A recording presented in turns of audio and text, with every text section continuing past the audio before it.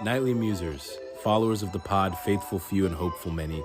This is Anchor by Spotify. If you haven't heard about it, it's the easiest way to make a podcast.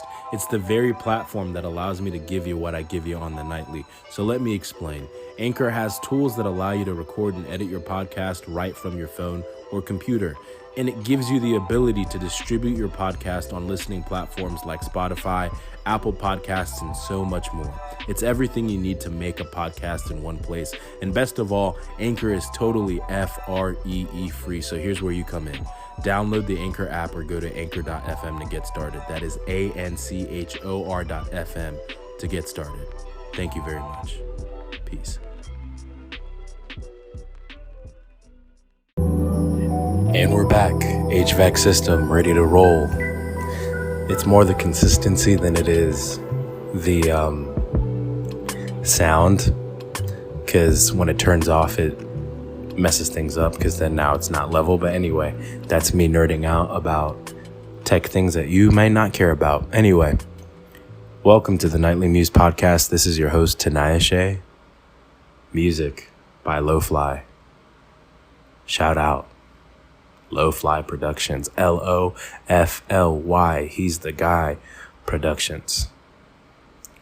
So, last episode I talked about the power of spoken word and how when you speak a word over somebody, it hits different.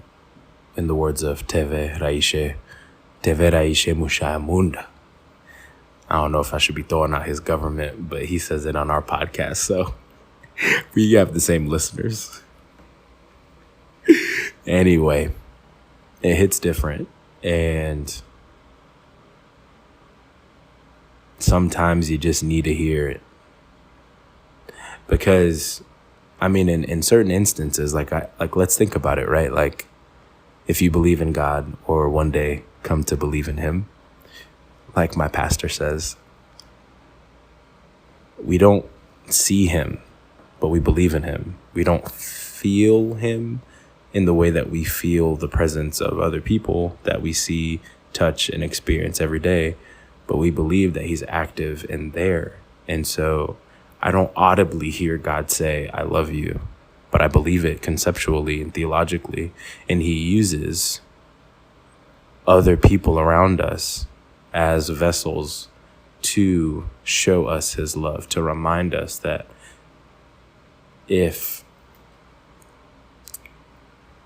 my dad can show me love in a way that I need, how much more does God, who is perfect, who has no failings, who doesn't hold back in any sense of the word, how much more does God love me?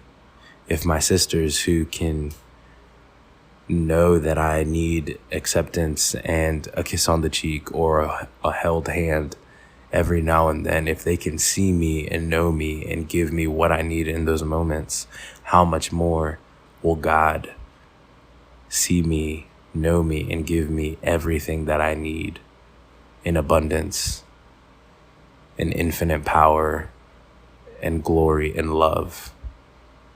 And so, yes, we are called to love, but also we give people a glimpse of God on this side. And it's beautiful.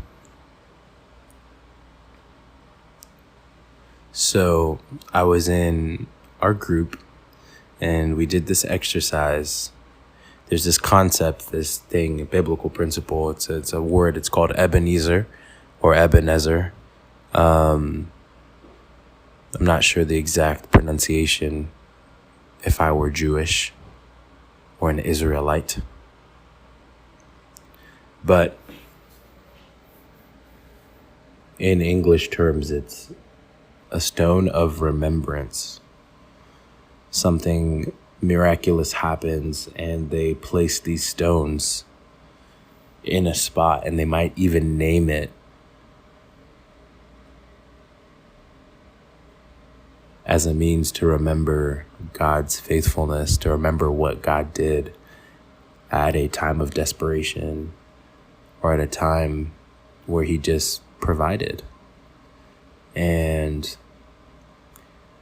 our exercise, shout out Jacob, was to write down on a pebble or a stone that he brought, stones that he procured somehow, and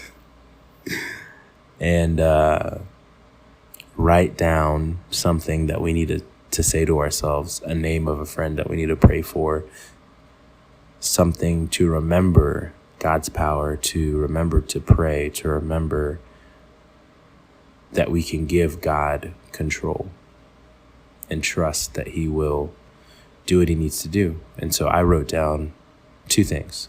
God still heals, and you are my son, I love you.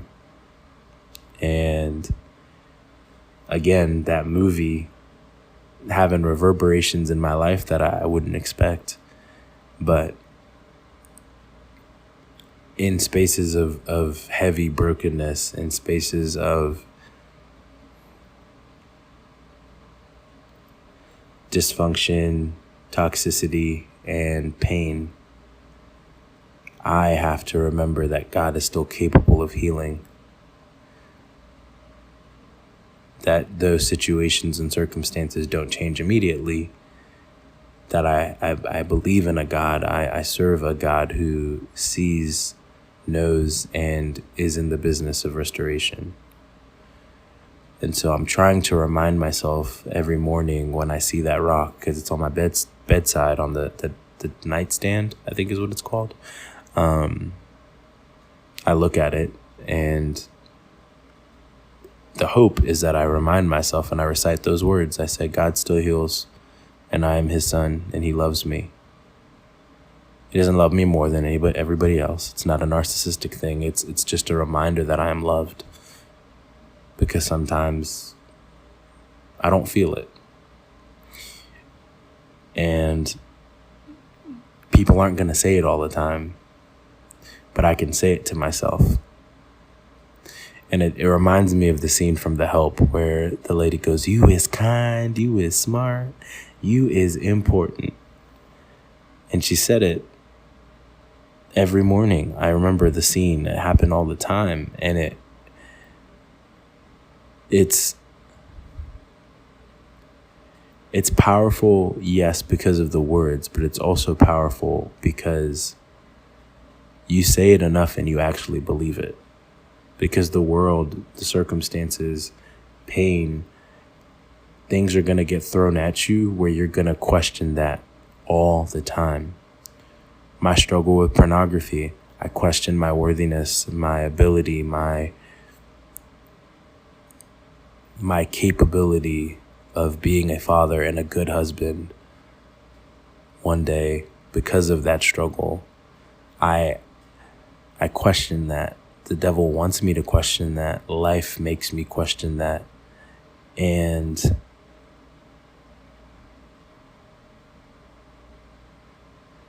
I can choose to allow those questions and those fears to eat me alive, or I can speak truth to myself on the daily.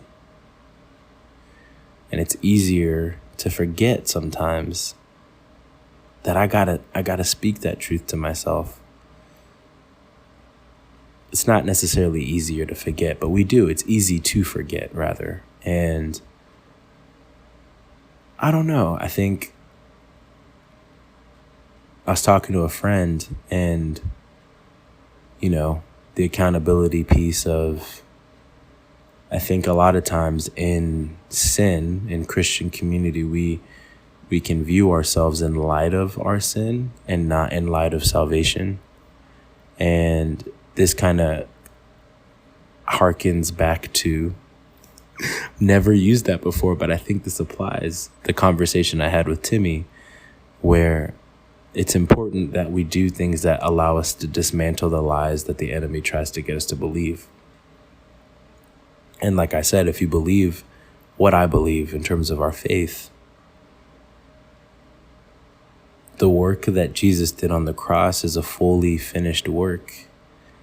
And we can decide to live in that freedom and in that salvation, or live as somebody who's still actively trying to earn it. And that's kind of the whole point of the cross is that we couldn't earn it. We couldn't do it on our own. And we needed somebody to,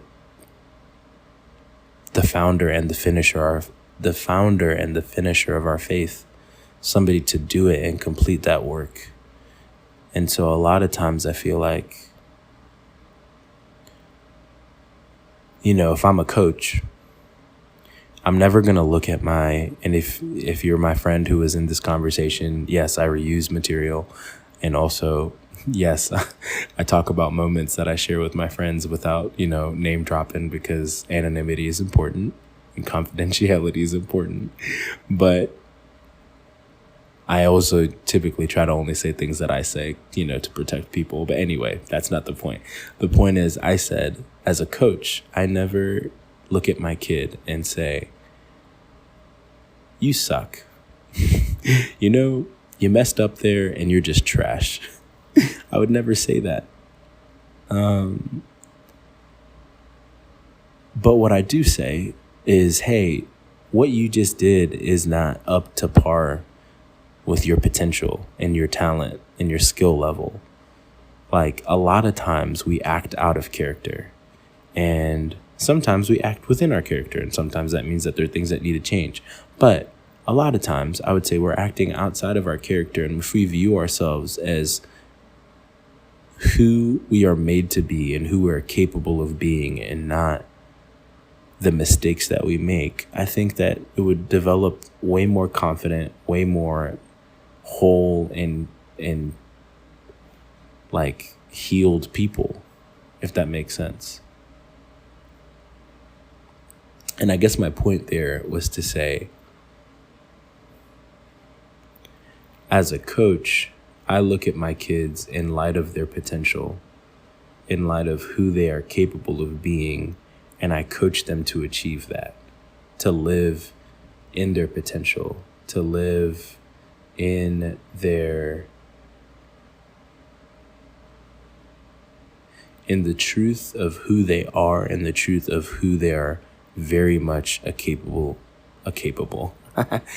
in who they're very much able to become. And I try not to put a cap on what my kids are able to do. Obviously, staying within the realms of reality, but at the same time, like, I want to encourage my kids to know that what they can do, like, if they work hard at it and if they do what needs to be done, like, yes, they can achieve this. And I just feel like that is something that we need to do for ourselves. I need to look at myself in the mirror and say, man, like, you are God's son and he loves you. And yeah, there may be some brokenness and pain and hardships that you're experiencing, but he's capable of healing them. Trust in that, rest in that, and continue to move forward from a place of serving a God who heals and sees you. And so that's my encouragement to y'all. That's what I'm learning right now. God sees, he heals. And man, if you need a rock to write on, find a rock and write some words that you can say to yourself to encourage yourself and say, you is kind, you is smart, and you are fully loved.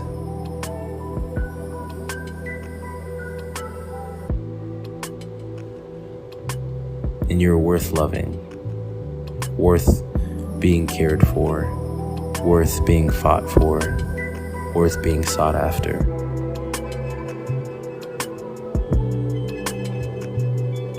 You are loved. So, Nightly Musers, I love y'all. Thank you for tuning in, and shout out Low Fly. Peace.